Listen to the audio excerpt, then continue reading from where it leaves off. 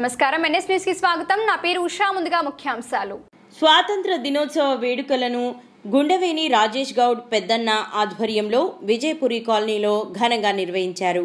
జాతీయ పతాకం ఆవిష్కరణ అనంతరం కాలనీ పెద్దలు యువకులు మిఠాయిలు పంచుతూ సంబరాలు జరుపుకున్నారు. ఈ కార్యక్రమంలో పెద్దన్న రాజేష్ గౌడ్, మూల సింగ్, విజయ, నాగన్న, రంజిత్ సింగ్, ప్రేమ్ సింగ్ మరియు కాలనీ పెద్దలు యువకులు పాల్గొని విజయవంతం చేశారు.